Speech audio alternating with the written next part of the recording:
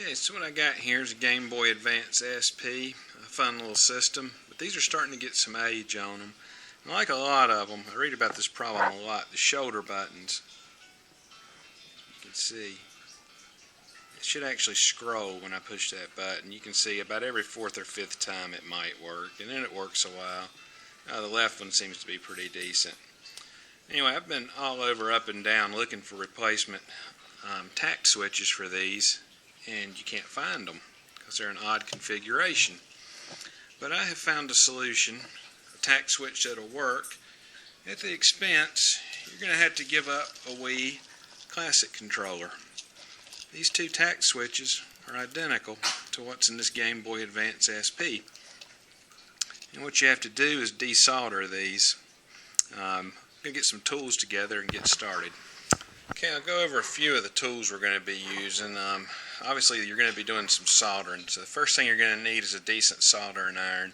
This is a soldering station. You don't need something this fancy. This one's got a nice fine tip. It's great for circuit boards, surface mount, that kind of stuff.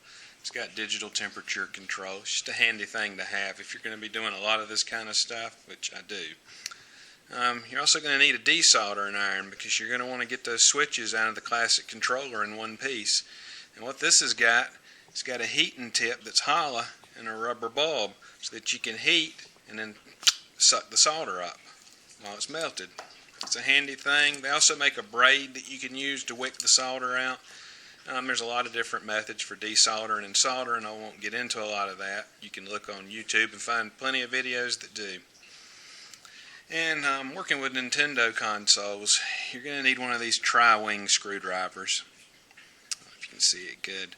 You can get these. I got this one at Amazon for $4. I mean, they're not expensive. It's worth the investment just to get the right screwdriver. You can find videos of how to get it apart other ways, but I prefer just to use the right screwdriver. You're also going to need a decent small Phillips head screwdriver.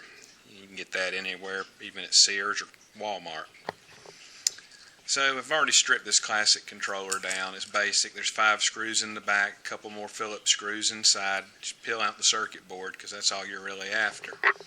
And there's plenty of videos of how to take apart a Gameboy Advance SP. So just refer to one of those to get into that. I'm going to go ahead and get the circuit board out of this little guy so we can get started. Okay, with the board out of the Game Boy, it's time to start desoldering. And what you want to do with this desoldering iron, squeeze the bulb. Then you want to go in and melt the solder on the terminal and let go of the bulb, and it sucks the solder up. And I've got a little metal pan I'm expelling the solder into. So I'm going to go ahead and desolder the switch out of this board and the switch out of the classic controller and come back when it's time to solder. You can see I've got the 2 Tact switches extracted from the classic controller. Focus. Well, that's where they were. And right here I have the Gameboy SP board. It's also been robbed of its Tact switches. So now I'm getting ready to fit the new ones, and I'll come back and solder them in. Now it's going to be pretty hard for me to really show the soldering process, so I'm just going to kind of do the best I can do. But you basically get a little heat there, touch it on the other side with a little solder, and hopefully you end up with a good joint. You're going to need a magnifying glass because this stuff's little. Yep, perfect. And you just repeat for the other 7 terminals. We'll come back and see how it works. And I'm back. I've got everything soldered, and as you can see, now this system works great. Hate I had to kill a classic controller in order to fix this, but sometimes you do what you've got to do. You may also be able to find some other type of a switch that you can rig or make work. Every one I've found, the legs for the ground and shield were in a different position, but I believe those could be cut off and the switches installed anyway.